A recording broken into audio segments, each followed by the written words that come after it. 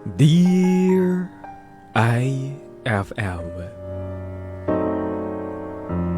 kailangang makinig ka pa rin sa mga taong nagpapaalala sa'yo. Dahil hindi porket siya ang taong pinakamamahal mo, ay dapat mo nang ibigay sa kanya ang pagtitiwala mo. Ako nga pala si Dino, 29 years old at nagtatrabaho sa isang private company. At lagi akong nakikinig sa inyong programang Dear IFM. Magaganda kasi ang mga kwentong napapakinggan ko. At iba't ibang emosyon ang nararamdaman ko tuwing nakikinig ako dito. Nandiyan yung kinikilig ako, naiiyak, nagagalit, o kaya naman natatawa sa mga sitwasyon o pinagdadaanan ng mga letter senders. Hindi ko alam kung mababaw lang ba tong kwentong ibabahagi ko sa inyo. Pero sigurado akong makaka-relate kapag napakinggan nila ito. Ano, Dino? Saan naman tayo pupunta ngayon, pare? Ang dami natin pinasyalan kanina eh. Ikaw nang bahala, John. Ako na lang palagi dumidiskarte sa lakad natin na to eh. Okay, sige. Pero kumain muna tayo, pare. Nagugutom na ako eh. Sa totoo lang, ako rin eh. Kumakalam na nga yung sikmura ko. Saan ba may masarap na kainan dito? Naku, may alam ako. Tara, punta natin. Pero pare ha, ikaw yung manlilibre. Pare naman. Alam ko ba, ikaw na yung didiskarte. Daya mo naman, no? Ako ba naman, pare? Minsan ako maglambing sa'yo. Sige na. Ang laki naman ng sinahod mo, di ba? Uy, hindi ah. Sakto lang. Tsaka nagkataon lang din na sa magandang kumpanya ako nagtatrabaho. Uy, wag ka naman pa-humble dyan. Oh, ano? Ikaw na muna yung manlilibre sa pagkain natin, ha? Sa susunod naman, ako yung babawi sa'yo. Wala naman ako magagawa. Inipit mo na ako eh.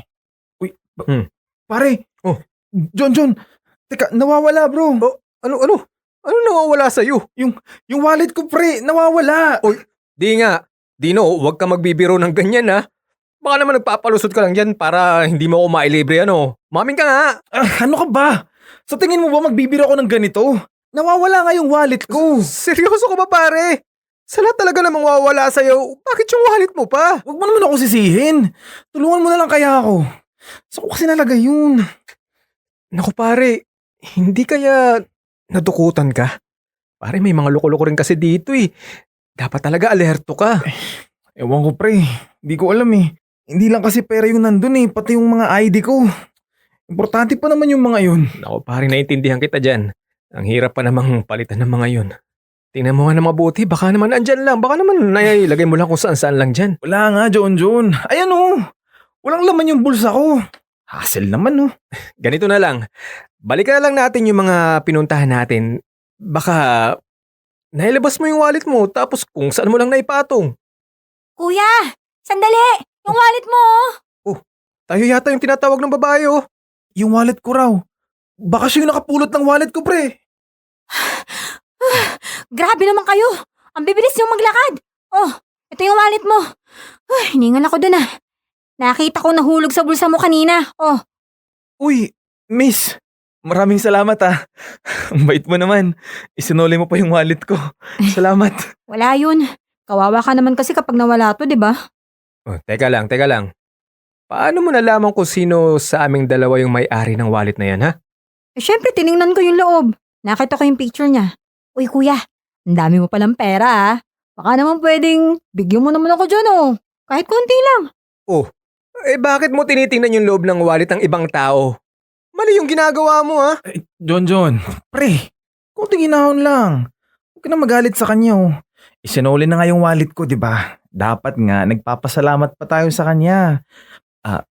Miss, kung okay lang sa'yo, baka pwede kong malaman kung ano yung pangalan mo? Ibinigay naman agad ng babae yung pangalan niya at aaminin ko. Kaya ko hiningi dahil unang beses pa lang na nakita ko siya, ay nahulog na agad ang loob ko sa kanya. Siguro para sa ibang tao, hindi siya kagandahan, pero para sa akin, malakas talaga ang appeal ni Via. Hiningi ko na rin ang contact information niya at magmula noon, araw-araw ko na siyang kinakausap. Kabado pa nga ako nung una dahil ang akala ko, hindi niya ako papansinin. Pero nagkamali ako Dahil siya pa yung namimilit sa akin na i-chat ko raw siya. Basta lagi ko lang siyang bigyan ng load niya. Naging masaya ako kay Via. Matagal ko na kasing hinahanap ang babaeng para sa akin. At hindi rin nagtagal, ay naging girlfriend ko na rin siya. Ang bilis naman ng mga pangyayari, Dino. Girlfriend mo na kagad si Via. 2 buwan pa lang kayong magkakilala nun, di ba? Oo nga bro eh. Hindi ka ba makapaniwala? Ako rin eh. Hindi ako makapaniwalang may girlfriend na rin ako sa wakas. Dino, baka naman nabibigla ka lang. Alam ko matagal na yung huling relasyon mo. Baka masyado ko lang nadadala sa feelings mo. Ba't mo naman nasabi yan, John? Siyempre, in love lang talaga ako ngayon. Kaya kung ako sa'yo, suportahan mo na lang ako. Parang hindi naman kita kaibigan eh. Pare, pasensya ka na. Sa totoo lang, nabilisan lang talaga ako sa mga pangyayari. Ay, nako. Ikaw talaga. Ganun lang talaga yun, bro. Sa panahon ngayon, hindi na uso yung mahabang ligawan. Kung mahal niyo ang isa't isa, ay bakit niyo papapatagalin, di ba? Oh, ang tanong, mahal ka ba talaga ng babaeng yan? John naman. Ang saya-saya ng inuman natin, oh. Hahaluan mo ng pagka-negatibo mo. Siyempre naman. Mahal ako ni Via. Hindi ko lang kasi makalimutan yung ginawa niya nun eh. Yung tingnan niya yung loob ng wallet mo. Tapos, pinansin niya talagang marami kang pera. Pare, pasensya na pero wala talaga akong tiwala sa ganyang babae. Sa ganyang klase ng babae. Ay nako. Pati ba naman yun iniisip mo pa? Alam mo, John, nag-overthink ka lang, pre. Hindi masamang babae ang girlfriend ko, ah. Dapat nga, inahangaan pa natin siya eh. Ano? Bakit naman ako hahanga sa kanya, Ber? Para namang hindi mo alam. Pre, si Via, single mother siya. Mag-isa niyang pinapalaki yung anak niya. Nang dahil lang doon, believe ka na sa girlfriend mo na yon. Aba, syempre naman.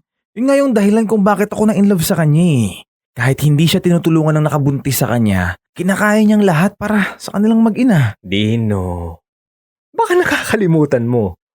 Hindi siya mag-isa. Kasama niya yung mga magulang niya sa pagpapalaki sa anak niya. Oo nga, pero wala naman silang mga trabaho eh. Yun na nga eh. Pati yung mga magulang niya, sinasalo niya pa. Kung ano-anong racket na nga yung pinapasok niya para mabuhay sila eh. Pero ewan ko pare ah. Iba talaga ang pakiramdam ko sa babaeng yan. Kung ako sa'yo, pare mag-iingat ka talaga. Ikaw talaga oh. Nagsiselos ka lang yata kay Via eh. Pre naman, hindi naman porkit may girlfriend na ako. Wala na ako ng oras para sa'yo. Uy, loko-loko ka. Bakit naman ako magsiselos, uy? May girlfriend din ako. Ikaw lang yung inaalala ko dito, ha? Ikaw yung pinag-uusapan natin dito, tapos ganyan, pinagtitripan mo pa ako. Hindi ako nantitrip ah. Nagtataka lang kasi ako sa'yo. Parang sobra naman yata yung panghihinala mo kay Via. Tsaka, sa tingin mo ba, ganun ako tanga para mauto ng isang babae? Kilala mo naman ako, di ba, pre? Ayun na nga eh. Kaya nga nagpapaalala ako sa'yo. Pare, gamitin mo yung utak mo. Ang problema kasi sa'yo, parang inuuna mo yung itinitibok ng puso mo. Masyado ka nagmamadali. Sana naman, kinikilala mo muna ang kung mabuti siyang tao, kung mabuti siyang babae. Alam mo, John, nagiging OA ka na ah. Huwag ka naman ganyan, pre. Hayaan mo na lang ako. Ngayon na nga lang ulit ako nagmahal ng ganito eh. Bigyan mo naman ako ng pagkakataong maging masaya. Pre, alam mo namang kaibigan kita, di ba? Mahal kita. Kaya nga pinagsasabihan lang kitang mag-iingat ka. Iba na ang panahon ngayon. Pati feelings ng mga tao, magagamit para makapangloko. Kilala ko naman si John at alam kong nagpapaalala lang sa akin yung kaibigan ko. Pero kung minsan talaga, dumarating na sa puntong nagiging nakakainis na yung pagiging pakailamero niya sa buhay ko.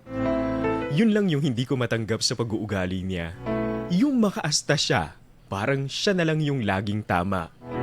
Ilang beses na rin naman niya akong tinulungan at dinamayan sa mga problema o sa mga pinagdadaanan ko sa buhay.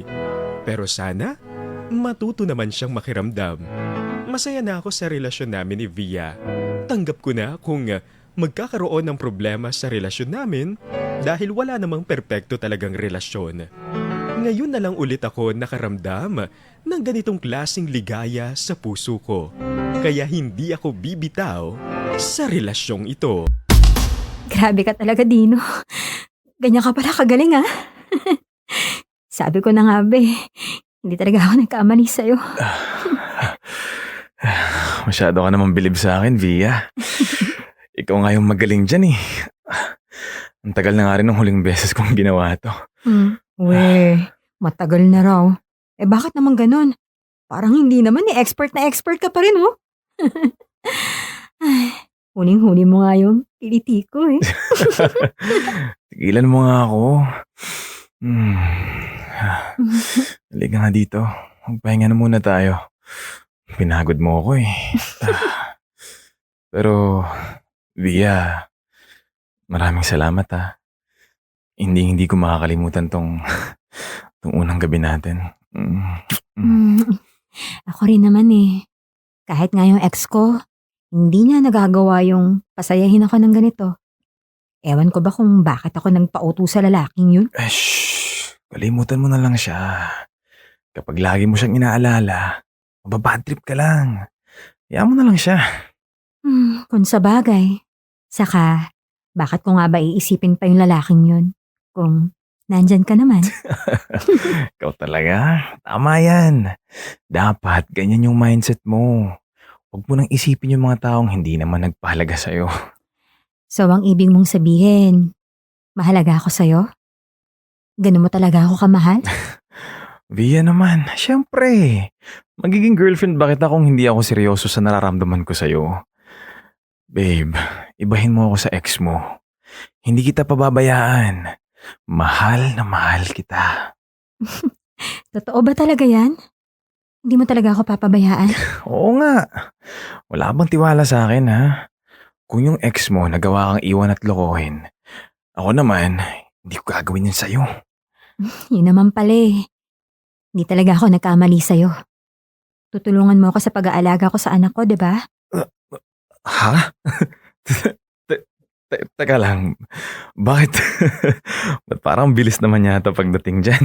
Oh, bakit? Eh, akala ko ba hindi mo ko papabayaan? Kung talagang susuportahan mo ko, syempre hindi mo ko hayaang mahirapan, di ba? Tutulungan mo ko. Lalo na pagdating sa anak ko, susuportahan mo kaming mag-ina. Via naman. Sorry parang hindi ata ako handa para dyan. Paano hindi ka handa? Eh, ikaw yung boyfriend ko, di ba? Tapos nangako ka sa akin na hindi mo ko iiwan sa kapapabayaan. Alam ko, oo. At tutuparin ko yung pangako ko sa'yo. Ang sa akin lang, parang namang naging tatay na ako agad sa anak mo. Pero, yun naman talaga yung mangyayari, di ba? Kapag naging mag-asawa na tayo, ikaw na rin yung magiging tatay ng anak ko. Eh, hihintayin mo pa bang magpakasal tayo bago ka maging responsable sa akin, ha? Hindi naman sa ganun, Via. Kaya lang, Eh, yun naman pala eh. Hindi, wag ka nang tumanggi. Please, kung talagang mahal mo ko, patunayan mo sa akin. Ang gusto ko, ngayon pa lang, magpakatatay ka sa anak ko. Tapos tulungan mo ako sa mga gastusin ko sa kanya. Okay ba yun? sige. Okay. Napalapit na rin naman ako sa anak mo eh. At dahil parang asawa na rin kita, mamahalin mo rin naman yung mga magulang ko, di ba? Oo naman. Nung naging girlfriend kita, inihanda ko ng sarili ko para dyan.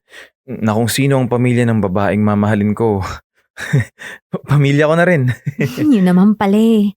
At dahil mahal mo na rin yung mga magulang ko, sana tulungan mo na rin ako sa kanila ha. Nagkakasakit na kasi sila eh. Kung pwede sana, kapag kailangan kong bumili ng gamot nila, bigyan mo naman ako ng pera oh. Aaminin kong nagulat talaga ako sa mga gustong mangyari ni Via. Ipinapasa na niya sa akin yung responsibilidad para sa anak niya. Pati mga magulang niya, ang gusto niya. Ako pa rin ang sasalo sa mga pangangailangan nila. Gusto ko sanang magreklamo pero nagdalawang isip ako. Mahal na mahal ko si Via. Natatakot akong sabihin sa kanya yung totoong nararamdaman ko dahil baka magalit siya sa akin at iwan niya ako. Ayoko namang mangyari yon. Matagal ko nang hinahanap yung babaeng nagmamahal sa akin. Kaya hindi ko hahayaan na mawala pa siya sa akin ng dahil lang dito. Kahit parang hindi siya gusto ng kaibigan ko para sa akin, hindi ko na lang papansinin. Naniniwala pa rin akong dumating na ang tamang babaeng magpapaligaya sa buhay ko. At hindi ko isusuko ang aming pagmamahalan. Habang tumatagal, napapansin kong nagiging madalas na ang paggastos ko sa relasyon namin ni Via. Kapag lumalabas kami at may nagustuhan siyang bilhin o may nakita siyang kainan, siguradong mababawasan na naman yung laman ng wallet ko. Hindi pa naman ako ganoong namomoblema dahil malaki naman ang sinasahod ko. Medyo nag-aalala lang ako dahil napapaisip ako kung bakit ganito ang girlfriend ko. Kahit naramdam ko namang tanggap ako ng pamilya niya dahil sa mga pagtulong ko sa kanila, kinukumbinsi ko na lang ang sarili kong lambing lang sa akin ni Via to. Pero sa kung anumang dahilan, hindi ko maiwasang maikwento ito sa aking kaibigan. Grabe naman yan. Hindi gawain ng matinong babae yan. Kaya kung ako sa'yo, dapat tumanggi ka. Hindi na, John. Okay na yun. Nagbigyan na rin naman ako para sa bata eh. Bakit mo ginawa yun? Ano ka ba? Lalo mong pinapakita sa kanya na kaya kanyang utuin. Teka nga, ba't ka ba nagagalit Pero ako naman yun eh. Relax ka lang. Ayoko lang na inutakan ka ng babaeng yan. Kung makapagsalita ka naman, parang kung sinong babae lang yun yung pinag-uusapan natin John, baka nakakalimutan mo. Girlfriend ko si Via. Pare, alam ko yon. Pero wala pa rin akong tiwala sa girlfriend mo na yan. Teka nga, hindi ko maintindihan kung ano bang pinuputok ng butsi mo sa kanya. Ano bang ginawa niya sa'yo para magalit ka nang wala sa lugar Ano ba pare? Ikaw ang hindi ko maintindihan eh. Hindi mo ba napapansin?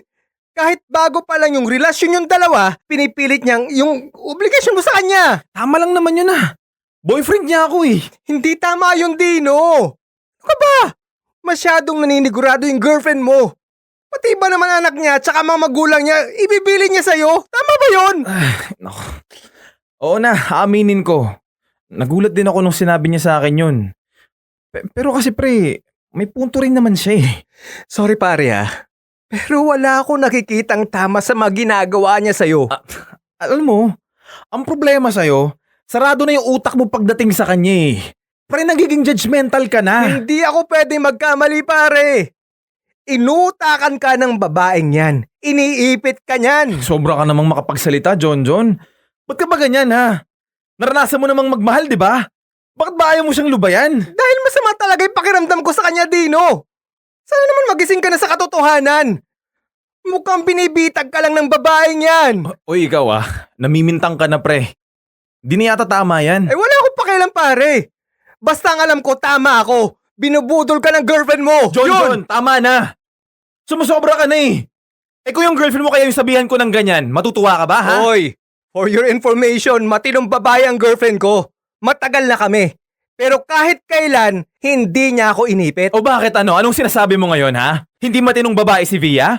Wow! Ang lakas naman ng loob mong sabihin yan! Gusto mong diretsahin kita? Oo! Manloloko yung girlfriend mo. Saka ikaw naman, nagpapakatanga ka sa kanya. Hinahayaan mo yung sarili mong mahulog sa bitag niya. Yun ang katotohanan! John, bibigyan pa kita ng isa pang pagkakataon. Kung talagang mahalaga pa sa'yo yung pagkakaibigan natin, babawiin mo lahat ng mga sinabi mo sa girlfriend ko. Wala akong babawiin sa mga sinabi ko, Dino. Kilala mo ako. Kahit masaktan ko yung damdamin mo, sasabihin ko kung ano yung totoo sa'yo. Binubudol ka ng girlfriend mo, yun ang totoo! Ganon? Sira ulo ka Ano? Ayos Nang dahil lang dyan sa babae niyan, isasakripisyo mo yung pagkakaibigan natin? Wala ka kasing kwentang kaibigan. Imbes na maging masaya ka na lang para sa akin, ang ginagawa mo, sinisira mo pa yung babaeng mahal ko. Kung hindi mo gusto para sa akin yung girlfriend ko, mas maganda siguro, alam mo, magkalimutan na lang tayo. Nagkamali pala ako. Hindi ko pala dapat sinabi yon sa kaibigan ko dahil siguradong kokontrahin niya lang ako at sisiraan niya sa akin yung girlfriend ko. Aaminin kong nalungkot at nasaktan ako sa pagtatapos ng pagkakaibigan namin. Pero hindi ko maintindihan kung bakit ayaw na lang niya akong hayaang maging maligaya kasama ang babaeng minamahal ko. Parang ang gusto lang ni John John para sa akin. Yung manatili na lang akong nag-iisa at miserable para lagi akong tumatakbo sa kanya. Hindi ko nahahayaang pang mangyari sa buhay ko yon. Kahit medyo nahihirapan na rin ako sa mga hinihingi sa akin ng girlfriend ko. Dino, paubos na pala tong dishwashing liquid namin eh. Dapat bumili ka na ng bago ha. Oo nga eh. Mahirap pa namang hugasan yan kapag yung mga baso, plato ay mamantika. Kaya nga 'di ba? Ay, ano nga pala yung dishwashing liquid na ginagamit nyo sa bahay? Maganda kasing gamitin yun eh. Mabisa pagdating sa pagtanggal ng sebo, 'di ba? Yun ba? Smart dishwashing. Bawat pahid, linis solid. Smart dishwashing. Oo, yan nga pala yun. O sige, yan yung bilhin mo mamaya ha. Para hindi kami mahirapang magugas sa mga pinggan. Pero, Via, talaga bang ako yung bibili niyan? Hindi ba pwedeng kayo na lang? Dishwashing liquid lang naman yan eh. Dino naman eh. Be, alam mo namang ikaw lang yung maaasahan ko, 'di ba? Napapansin ko lang kasi, be, na magmula nang maging tayo, lagi na lang kayong nakaasa sa akin eh. Uy, hindi naman ah. Kapag kailangan lang naman. Katulad ngayon, naubusan kami. Kaya ayun, naglalambing lang naman ako sa'yo eh.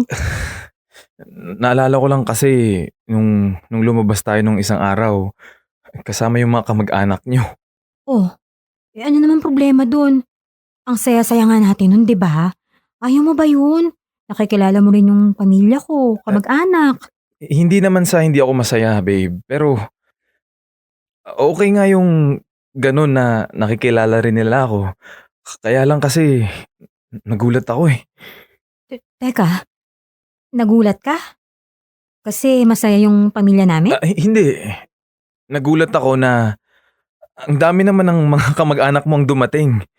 Ang akala ko, yung mga pinsan mo lang yung isasama mo. Buong baryo na yata yung dumating ng mga kamag-anak mo eh. Uy, sobra ka naman. Hindi naman buong baryo yun. Pero sige, oo. Malaki kasi talaga yung pamilya ko eh. At tsaka kasi, pinasagot mo pa sa akin lahat ng mga pinagkainan nila eh. Naubos kaya lahat ng laman ng ATM card ko. Ay naku sorry naman. Minsan lang naman kasi makarating sa Maynila yung mga kamag-anak ko, di ba? Minsan lang kami magkita-kita. Saka minsan lang sila makakain ng masarap, no? Be, sorry na. Huwag ka na magtampo, ha? Di ba? Mahal mo naman ako? Di ba? Oo naman. Hindi naman ako nagagalit, be. Ang akin lang kasi, maisip mo sanang hindi sa lahat ng oras, may pera ako. Okay, sige. Sorry talaga, ha? Pero, nangako ka naman kasi sa akin, di ba, na mahal mo ko. Kaya, mahal mo na rin lahat ng taong mahal ko. Hindi ko naman nakakalimutan yan. Hindi mo naman kailangang ipaalala sa akin eh. Oo, yun naman pala eh. Di wag mo na akong pagsabihan tungkol dyan, ha? Mas mahirap kapag ako yung nagtampo. Alam mo naman yun, di ba? Teka, parang nabaligtad pa yata ako ha. Sige, hindi na ako magtatampo. Ano, bibili na ba ako? Lalabas mo na ako ha. Nga pala, bago ka lumabas, isasabihin mo na ako sa'yo. Mahirap na, baka makalimutan ko pa eh. Ano naman yung naalala mo? Baka may ipapabili ka pa ha. Sabi mo na para isang lakaran na lang. Huwag ka mag-alala, hindi ako magpapabili. Tungkol sa ibang bagay to. Ano kasi may problema kami sa upa. Pasensya na ngayon ko lang nasabi sa'yo ha. Baka kasi mapaalis na kami rito eh. Ganun ba? Sige. Mamaya, titingnan ko kung may pera ako.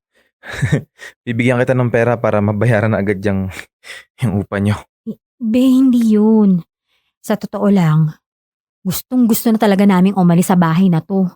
Tingnan mo naman ang pangit ng bahay. Hindi na kami komportable dito. Di ba ikaw na lang yung mag-isang nakatira sa bahay nyo? Baka naman pwedeng doon na lang kami tumira sa inyo. Nagulat na lang ako sa hinihinging pabor sa akin ng girlfriend ko. Ayoko namang mahiya siya kung meron siyang request sa akin. Pero parang sobra-sobra na yata to. Hindi ba naman kami mag-asawa kaya hindi pa ako obligado para patirahin ang buong pamilya nila sa bahay namin. Ang mga magulang ko pa rin ang may-ari nito. At siguradong kapag nalaman nila, ay hindi rin naman sila papayag. Sinabihan ko na lang si Via na maghintay na lang muna siya at kakausapin ko pa ang mga magulang ko sa ibang bansa kahit na ang totoo ay hindi ko talaga alam kung paano ko sasabihin sa kanila ito. Nagtiwala akong rerespetuhin niya ang hiling ko sa kanya at hindi ko aakalaing ito pa pala ang pinakamalaking pagkakamali ko. Tino, ano ba to? Bakit mo ako hinila dito sa kwarto? Nandyan yung pamilya ko. Dumating lang kami dito sa bahay mo, sabi ka na kaagad sa akin. Ano ka ba? Via, huwag kang masyadong malisyoso. Iba iniisip mo. Ha? Hindi nyo gagawin natin. Ah, May pag-uusapan lang tayo. tungkol saan ba yung pag-uusapan natin? Kailangan mo pa akong hilahin dito. Ayaw mo pa yatang iparinig sa magulang ko. Bakit pumunta na agad kayo dito sa bahay, ha? Iba malino naman yung usapan natin. Kakausapin ko pa muna yung mga magulang ko kung pwede kayo dito. Ang tanong, nakausap mo na ba? 2 araw na ako naghihintay eh. Wala naman ako naririnig na update sa'yo. Hindi ko pa sila nakakausap. Siyempre, humahanap pa ako ng tamang tiyempo. Tiyempo, parang hindi ka naman lalaki, Dino. Dapat mabilis kang kumilos. Agad-agad.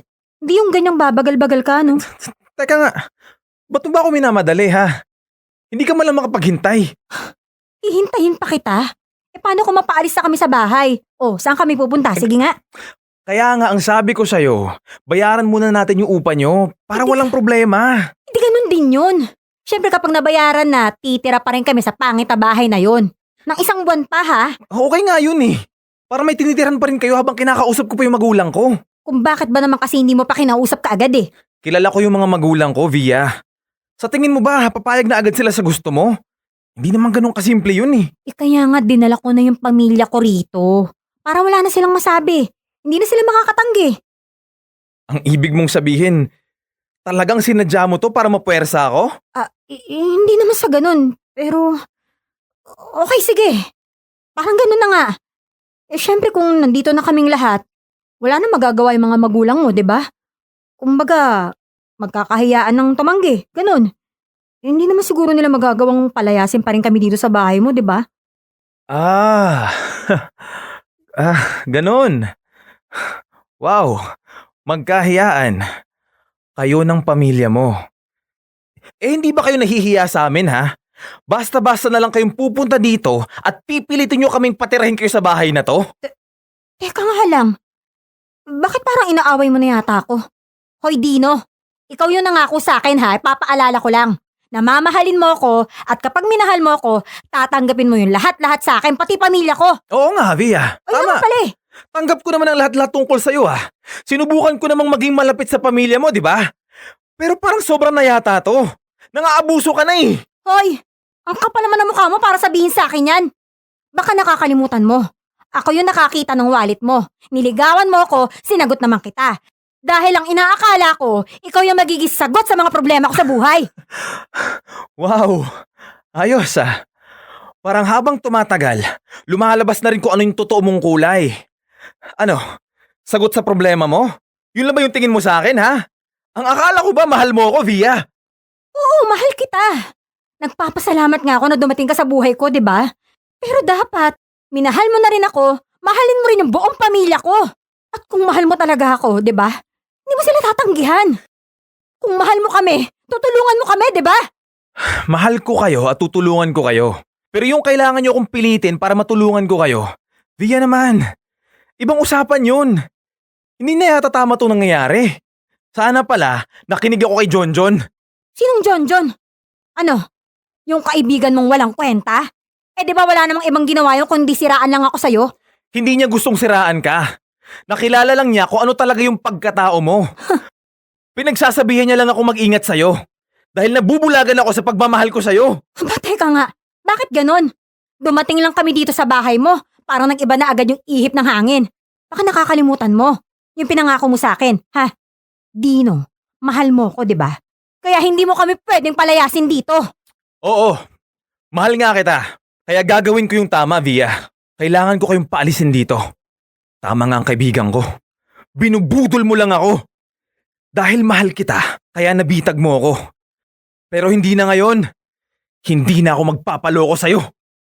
Ngayon na lang ako nagising sa katotohanang ginagamit lang pala ako ng babaeng minamahal ko. Nagpapakatanga ako sa kanya dahil desperado ako sa pagmamahal niya. Nagkamali ako at habang maaga pa, ay kailangan gawan ko na ng paraan ito. Nakipaghiwalay na agad ako sa kanya. Nag-offer naman ako na ihahatid ko siya at ang pamilya niya sa inuupahan nila, pero galit siyang tumanggi sa akin. Nangihinayang ako dahil ayaw nang makipag-ayos ni John sa akin. Sirira ko na raw ang pagkakaibigan namin. Hindi ko rin siya masisisi dahil ako naman talaga ang may kasalanan sa kanya. Sayang nga lang dahil hinayaan kong sirain ng isang babae ang pagmamalasakit ng isang mabuting kaibigan. Hanggang dito na lang muna. At maraming salamat. Nagmamahal, Dino.